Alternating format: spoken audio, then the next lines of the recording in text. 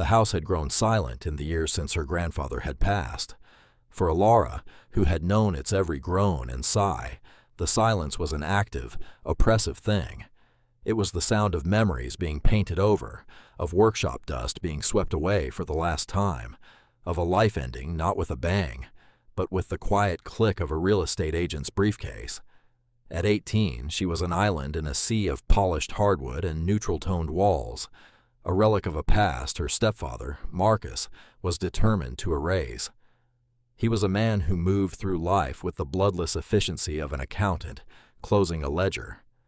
He had married her mother after a brief, whirlwind romance, and after her mother's passing from a swift illness 2 years later, he had inherited everything but Alara. The final conversation happened in the sterile white kitchen, a room that had once smelled of her grandfather's pipe tobacco and sawdust. Now it smelled of lemon-scented cleaner. Marcus did not sit. He stood by the new stainless steel refrigerator, a manila folder in his hand, his posture as rigid as his perfectly knotted tie. He spoke without preamble, his voice as flat and gray as a winter sky. The house was sold. The new owners would be taking possession in 48 hours. She would need to be gone. Alara said nothing. She had seen the for sale sign, had watched the parade of unfamiliar cars in the driveway. This was not a shock. It was a finality, the last page of a book she had been forced to read. She did not cry. She did not plead. The lessons her grandfather had taught her were not about pleading. They were about foundations, about true lines and the integrity of stone. Grief was a private structure, to be built with care in the quiet of one's own heart, not displayed for an unsympathetic audience. "I've arranged a settlement for you," Marcus continued, sliding an envelope across the cold granite countertop. "It should be enough to get you started somewhere else." She picked it up. It was thin, tragically light. Inside were 5 crisp $20 bills. $100. A final insulting punctuation mark on the 18 years of her life lived within those walls. It was not a settlement. It was a dismissal. He was not providing for her future. He was purchasing her absence. She looked at him then, truly looked at him. She saw a man hollowed out by ambition, a man who saw a home not as a repository of life, but as an asset to be liquidated. In his eyes, she saw no malice, no anger, only a chilling, profound indifference. To him, she was simply a loose end to be tied off. "All right," she said. The single word hung in the air, solid and unadorned. It was the only thing she had to give him, a statement of acceptance that offered no purchase for argument or false sympathy. He seemed relieved, his shoulders relaxing a fraction. "Good. It's for the best." She turned and walked out of the kitchen, leaving the envelope on the counter. She went to her room, the one that had been hers since birth, and packed a single, worn leather satchel. She did not take clothes for every season or sentimental trinkets. She packed for utility: wool socks, a change of durable trousers, a small tin of dried meat and hardtack. The bulk of the space was taken by the tools, not all of them, but the essential few wrapped in oily rags: a set of masonry chisels, a small hand hammer with a head worn, smoothed by a better man's grip, a sharpening stone, and a spool of stout linen twine. Lastly, she took the one object that was her truest inheritance. It was a plumb bob, fashioned by her grandfather from a solid piece of brass. It was heavy, dense, and perfectly symmetrical, tapering to a needle-fine point. It hung from a braided silk line, a tool for finding the true vertical, for establishing a reference against which all other things were measured. Her grandfather had called it the conscience of a builder. "Gravity never lies, Alara," he used to say, his voice a low rumble. "It is the most honest force in the universe. Trust it." She tucked the plumb bob into an inner pocket of the satchel, its weight a familiar, reassuring pressure against her ribs.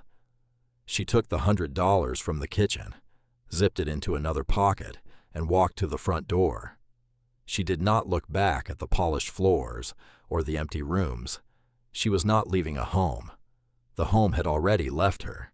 She was simply walking away from a building that contained a ghost she could no longer feel. The heavy oak door, which her grandfather had hung himself, closed behind her with a soft, final thud. The road was a ribbon of dust, unspooling into a hazy, indifferent horizon. She walked for 3 days, sleeping in dry creek beds and the hollows of old trees, her body fueled by jerky and a grim resolve. The $100 remained untouched. It was a bitter seed she was not yet willing to plant. She was heading west, towards the Black Rock Range, a jagged spine of mountains she and her grandfather had surveyed one long, golden autumn years ago. He had loved that country, a place where the bones of the world were close to the surface, where the stone told stories older than any man. She arrived in the town of Covenant, a dusty outpost, clinging to the foothills of the range, with blistered feet and an ache in her soul that was as vast as the sky above. The town was little more than a wide spot in the road, a general store, a blacksmith's forge gone cold, a saloon and a county records office that seemed to be slowly collapsing under the weight of its own paper. It was in that office, seeking a map of the surrounding territory, that her life pivoted on a fragment of overheard conversation. 2 grizzled men in dusty overalls were leaning against a counter, laughing. "Can you believe it?" one said, spitting a stream of tobacco juice into a nearby brass spittoon. "They're finally selling off that old powder magazine at the quarry. Tax auction. $2 for the deed." The other man chuckled, a dry, rattling sound. $2 for a stone box full of snakes and ghosts. Whoever buys that is buying themselves a tomb. Thing's been abandoned since the quarry went bust 80, 90 years ago. Alara froze, her hand hovering over a roll of topographical maps. A powder magazine, a stone box, built to be strong, to withstand immense force from within, built of stone. Her grandfather's words echoed in her mind. Good stone, properly laid, will outlast empires. She approached the clerk, a pale man with a stained tie and an air of perpetual boredom.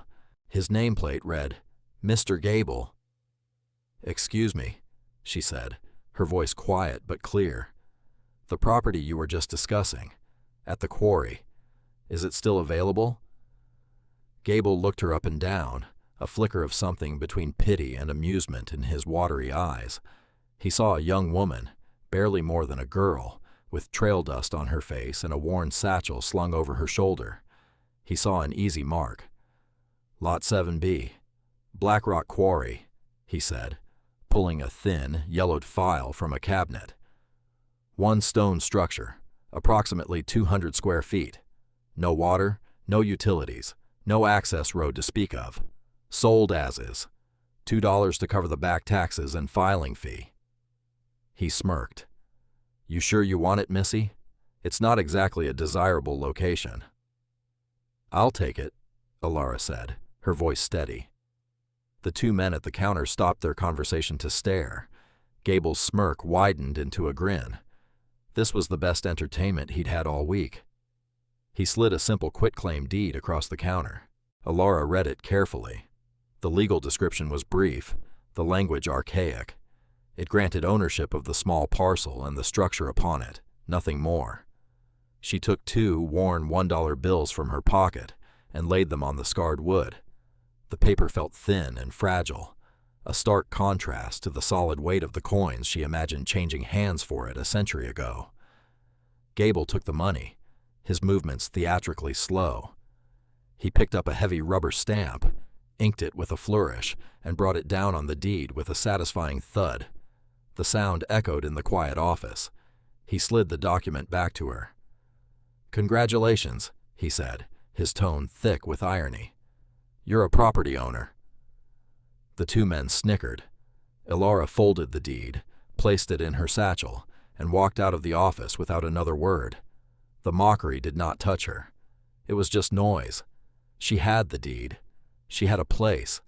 It might be a tomb, as the man had said, but it would be her tomb, and it was made of stone. The hike to the quarry took the rest of the day. The path was little more than a ghost of a road, overgrown with sagebrush and hardy mountain grasses. As the sun began to dip below the jagged peaks, casting long, purple shadows across the landscape, she saw it. It was exactly as she had pictured it, and somehow so much worse. The powder magazine was a low, squat building, a windowless block of dark granite set directly into a sheer cliff face. It looked less like a structure that had been built, and more like one that had been extruded from the mountain itself. The roof was a single, massive slab of stone, and the front was dominated by a heavy iron door, its surface a solid sheet of deep orange rust. The air around it was still and silent, heavy with the scent of dry dust and ozone from a distant storm. A wave of despair, cold and sharp, washed over her. The men in the office were right. This was not a shelter. It was a crypt. The sheer, brutal finality of the place was overwhelming. What had she done? She had traded the last of her hope for a pile of rocks.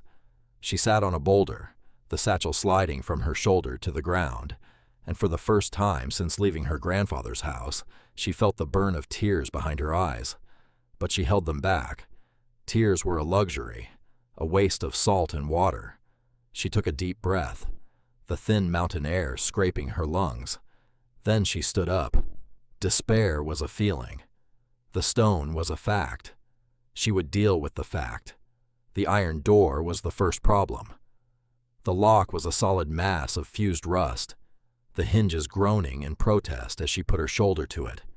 It wouldn't budge. She took out her hand hammer and a wide-faced chisel. She didn't attack the lock itself. That was a fool's errand. Instead, she examined the pintles, the pins on which the hinge straps sat. They were seized tight, but her grandfather had taught her that rust was just a form of slow fire, a chemical change that could be reversed or broken. She spent nearly an hour tapping rhythmically around the base of the lower pintle, the sharp ring of steel on iron, the only sound in the vast emptiness. It was patient work, not about force, but about vibration, about waking up the sleeping metal. Finally, with a deep, grating screech, something shifted. A fine red dust fell from the hinge. She put her shoulder to the door again, and this time, with a groan that sounded like the mountain clearing its throat, it moved. An inch, then two. She found a purchase and heaved, her muscles screaming in protest. The door swung inward into absolute darkness. The air that rolled out was cold and ancient. It smelled of deep earth, of damp stone, and of a profound, undisturbed stillness. She waited for her eyes to adjust, the bright rectangle of the doorway slowly illuminating the interior. It was a single, small room, a perfect cube of rough-hewn granite blocks. The floor was stone, coated in a thick layer of fine, pale dust. The air was dry, not damp as she had feared. The masterful construction had kept the mountain's moisture at bay for a century. There were no snakes, no animal nests, only dust and silence. It was a blank slate. It was solid. It was hers. The despair receded, replaced by a flicker of something else, something hard and determined. This was not a tomb. It was a foundation. She spent the next few days in a methodical routine. She swept the floor, the dust rising in thick, choking clouds that caught the shafts of light from the open door. She explored the immediate area, finding a small, clear spring seeping from the rocks 100 yards away. The water was cold and sweet. She gathered firewood from the stunted pines that clung to the cliffs. In the evenings, she would build a small fire just outside the door, its flickering light a small bubble of warmth against the immense, star-dusted darkness of the mountains. It was on the 4th day, during her cleaning, that she found the anomaly. She was running her hands over the walls, a habit her grandfather had taught her. "Listen to the stone, Alara," he'd say. "Feel its texture, its temperature. Every block has a story." The side walls and the wall with the door were constructed of the same dark, coarse-grained local granite. The blocks fitted together with skill but without artistry. They were functional. But the back wall, the wall that was part of the cliff face itself, was different. As her palm slid across its surface, she felt a change. In the center of the wall was one large, perfectly square block, perhaps 4 feet to a side. Unlike the surrounding stone, its surface was dressed smooth, almost polished. The granite itself was of a different kind, a lighter gray with flecks of quartz that glittered faintly in the dim light. Most telling were the mortar lines. The rest of the magazine was chinked with thick, slightly crumbly mortar. The seam around the single block was a hairline, almost invisible, as if drawn with a scribe's pen. She pressed her ear to it. She tapped it with the wooden handle of her hammer. The sound was wrong. The other walls gave a dull, solid thud. This block produced a faint, hollow resonance, a subtle echo that spoke of space behind it. Her heart began to beat a little faster. This was not part of the mountain. This was a door. She took out the plumb bob. She held the silk line and let the brass weight hang, its point hovering a fraction of an inch from the stone. It was a tool for finding vertical truth, but it was also a tool for focus. As she watched its perfect stillness, her mind cleared. She examined the hairline seam with the intensity of a watchmaker. It was the work of a master mason, designed to be overlooked, to be mistaken for a natural feature of a single, massive stone. Using the finest of her chisels, she began to probe the seam. She wasn't trying to break it, but to understand it. For hours, she worked, her breath held tight in her chest. She discovered that it wasn't mortar at all, but a precise friction fit, sealed with a thin layer of colored resin. And then she found it. In the lower right corner, disguised as a natural flaw in the stone, was a tiny hole, no bigger than the head of a nail. It was a keyhole, but not for a key. She thought for a long time, running through the lessons of leverage and mechanics her grandfather had taught her. It was a release mechanism. It needed pressure, applied at a precise point and angle. She took a hardened steel nail from her kit, and using her hammer, gently tapped it into the hole. It went in half an inch and stopped. Nothing happened. She tried pushing it, wiggling it. Still nothing. Frustrated, she sat back. What was she missing? She looked at the stone, at its perfect, impassive face. It was a puzzle left by a mind like her grandfather's, a mind that thought in terms of balance and counterweights. The release wouldn't be simple brute force. It would be elegant. She looked at the nail she had inserted. It was pointing straight in. What if that wasn't the right direction? She tapped the nail again, but this time she angled the hammer blow slightly upward. A faint click, deep within the stone, answered her. It was so soft she almost missed it. Her breath caught. She pulled the nail out and went to the left side of the block. She pushed. For a moment there was only resistance. Then, with a whisper of stone on stone, the massive block moved. It swung inward on silent, perfectly balanced hinges, revealing a dark, square opening. The air that flowed out was cool, dry, and smelled faintly of leather and wax. She lit a makeshift torch, a dry branch wrapped with a rag soaked in oil from her toolkit, and held it aloft. The light pushed back the darkness, revealing a small, man-made chamber, as dry and clean as the day it was sealed. Against the back wall were 4 heavy canvas sacks, coated in a thick layer of hardened wax for waterproofing. Beside them sat a small, steel-banded tin lockbox. Her hands trembled as she dragged the first sack out into the main room. It was heavier than she could have imagined, a dead, dense weight. She cut the twine that bound the top, the fabric stiff with age. The contents spilled onto the dusty stone floor with a soft, heavy clatter that absorbed the light and seemed to drink the sound from the room. Gold coins. Hundreds of them. They were not bright and shiny, but dull with age, their surfaces bearing the profiles of forgotten presidents and eagles with outstretched wings. She opened the other 3 sacks. All were the same. It was a fortune, an amount of money she could not even begin to comprehend. After the initial shock subsided, a sense of profound reverence settled over her. This was not a treasure trove. It was a life, someone's life, hidden away in stone. She turned her attention to the tin box. The lock was simple, and she opened it easily with the tip of a chisel. Inside, nestled on a bed of faded velvet, was a leather-bound ledger and a single, sealed envelope, addressed in elegant, looping script, to a finder of like mind. She opened the letter first, her fingers careful not to tear the brittle paper. The ink was faded but clear. "If you are reading this," it began, "then you have a patient hand, a keen eye, and a respect for the integrity of good stone. That is more than I can say for most. My name is Silas Kane.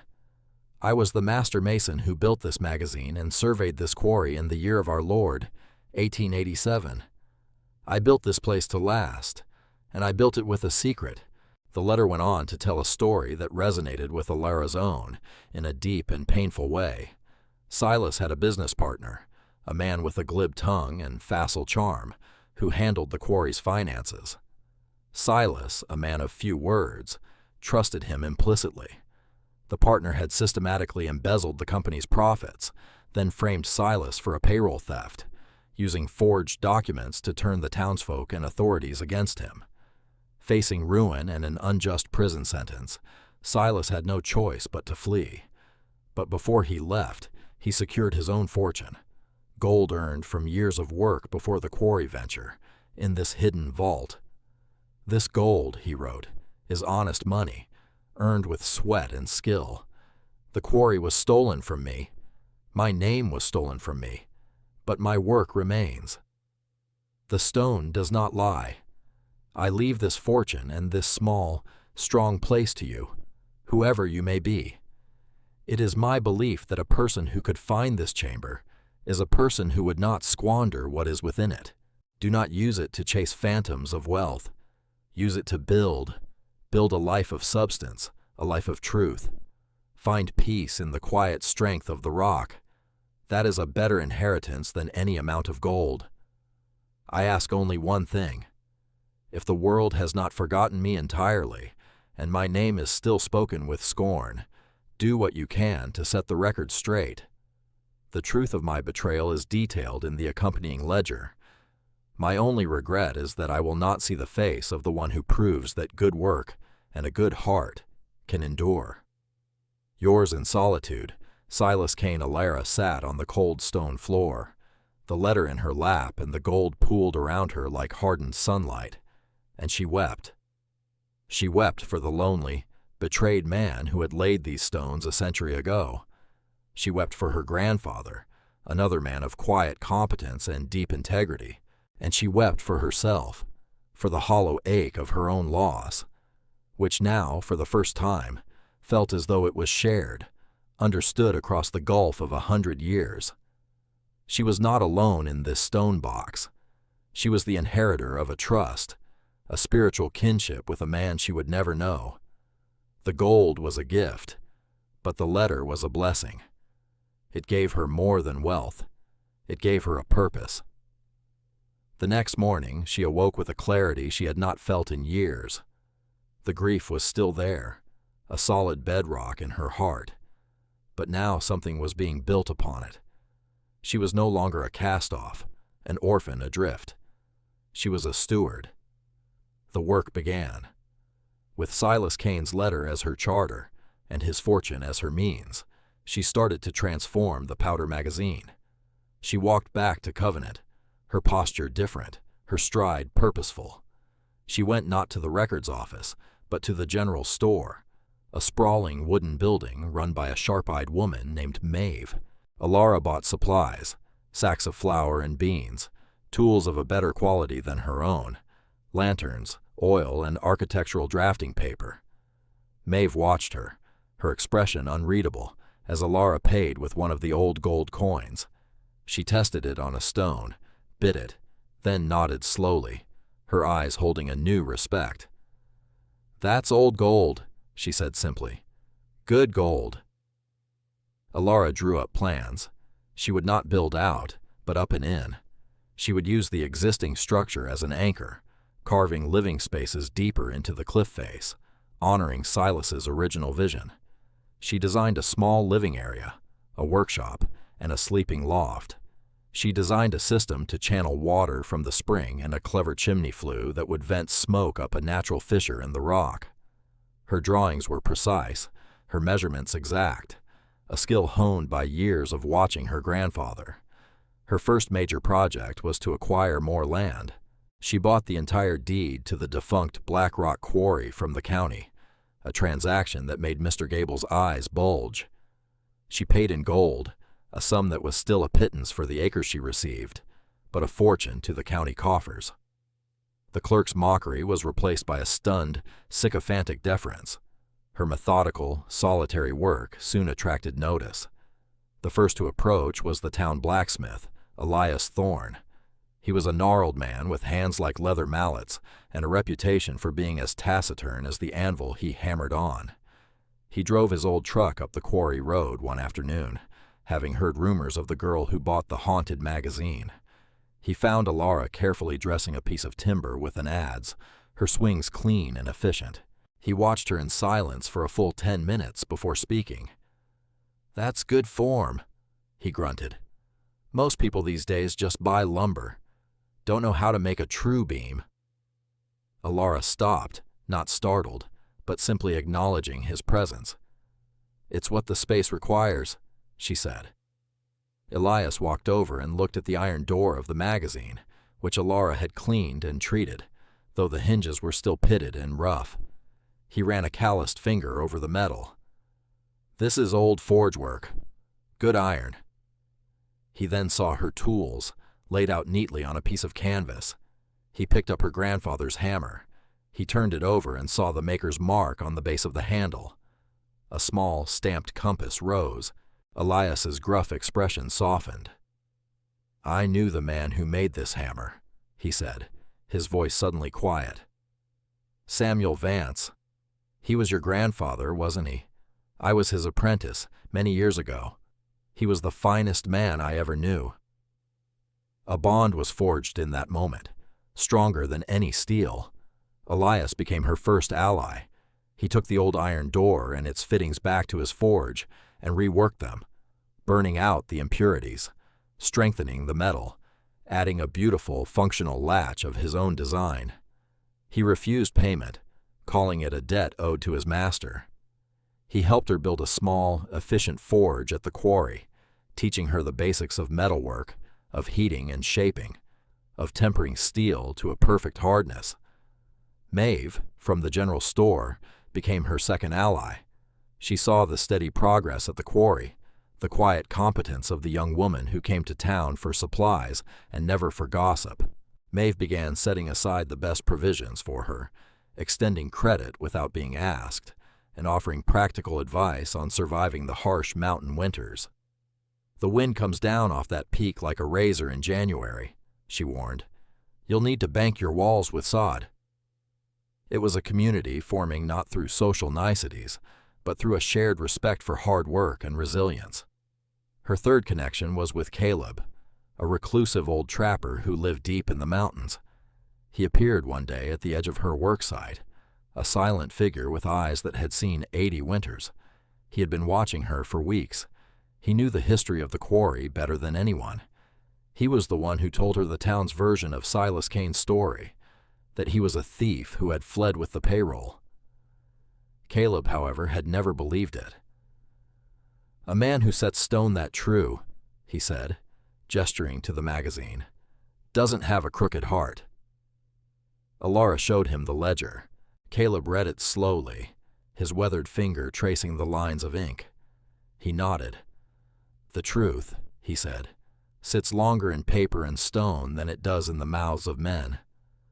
He became her guide to the mountain, teaching her which plants were edible, how to read the weather in the clouds, and where the deer and elk wintered.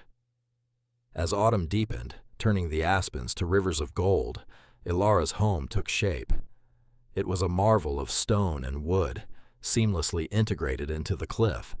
The interior was small but perfect, with built-in furniture, shelves carved from the rock, and a hearth that drew beautifully. It was a fortress of solitude and competence. The test came with the first snow. It was not a gentle dusting, but a blizzard of shocking ferocity that descended from the peaks with no warning. The wind howled, a physical force that flattened sheds in the town below and buried the roads in 10 feet of snow. The power went out. The town of Covenant was isolated and vulnerable. Several families living in the outer homesteads were caught unprepared. As the storm raged into its second day, panic began to set in. But Alara's home was a bastion of safety. Built into the mountain, it was impervious to the wind. Her stores were plentiful, her hearth warm.